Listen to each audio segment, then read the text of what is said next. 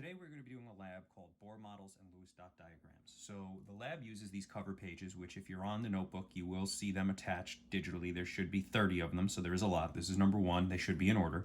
And these were made by students. And what I did was I just rewrote them so the handwriting was consistent and a little bit neater. But these were students, the students that picked these. So what we're doing is they picked an element 5 to 40. Then they wrote the symbol down.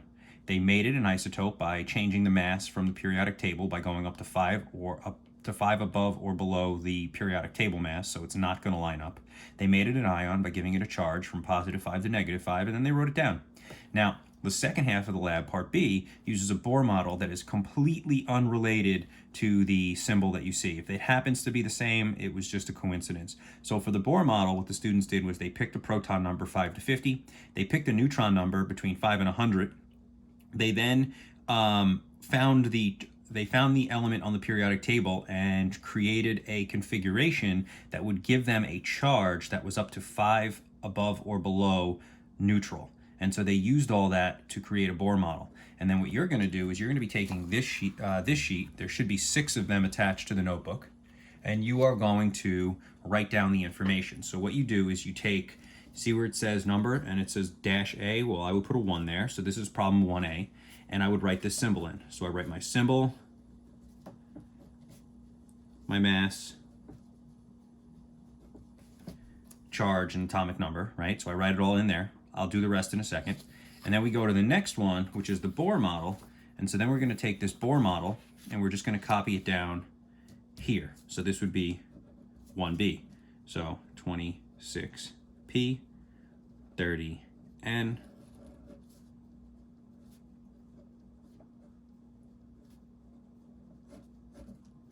so far, all I've done is just copy the information that was there.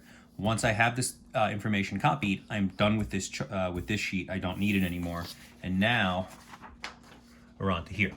So there's 2 halves, so I'm not going to turn my camera view. I'm just going to focus on part A, and then we'll do part B in a second. I have a nice big bold line here to try to show you that part A is completely unrelated to part B. So what you're going to do is you're going to take your periodic table out, and you're going to take this symbol, and you're going to give me the Bohr and the Lewis model for it. It's that simple.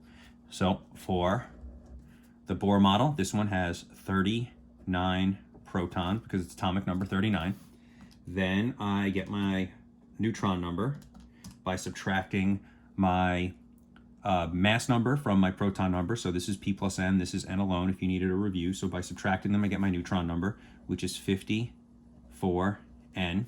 And then if I do P minus E equals C, 39 minus X equals -3, I will find that there are 42 electrons. So I put that information off to the side. I'm going to need that. So the next thing I'm going to do is go to element 42 on the periodic table, which is MO, and then I'm going to write down that configuration. 2, 8, 18, 13, 1. Okay, and the reason I use that configuration is because that is the configuration for 42 electrons, which this Y with the -3 charge happens to have. Now the next part is my Lewis dot. So I draw my symbol, my charge, and I take the valence electron number, which is the last number of the configuration, and that's how many dots it gets. Now I realize that for elements, and I have taught you this before, for elements that their valence electrons get given away to become stable, those elements will not have Lewis dots in their diagram because their valence orbital disappeared. That was too difficult to incorporate into this lab with the students who made this. I didn't want to go that complicated. So what we're going to do for that is we're going to ignore that for now, and we're just going to use the last number every time without exception. And that's going to be our valence electron number. In real life, like on a problem, you would normally have to worry about that, but you wouldn't be dealing with elements like 39 and worrying about that. You'd only be dealing with probably elements 1 through 20 max, and they wouldn't go any higher than that. So when you go higher than that, weird things can happen. So that's why we're just going to take the last number for this to simplify it. Now for the next part. Oh, one last thing, formal name. So let's say you didn't know the name. What you would do is you would go to table S, and then you would go to element 39, and you'd look it up, and it's yttrium, and then you're going to write it down. But that's not the formal name. That's just its name. This yttrium is going to be called yttrium 93 because this yttrium happens to weigh 93. So that's how we do that problem. Now, let's go to the second half, part B. You're going to take this Bohr model and give me the symbol. So it's got 26 protons, which means it's element 26. I looked that up on the periodic table. Fe, put my 26 down there, that's where the proton number goes. It's got 30 neutrons, so if I add 30 and 26 together, I will get 56 for its mass. Now here's the trick. I don't know how many electrons it has, but I can figure it out by adding up the configuration. 2 plus 8 is 10. Plus 13 is 23. Plus 2 is 25.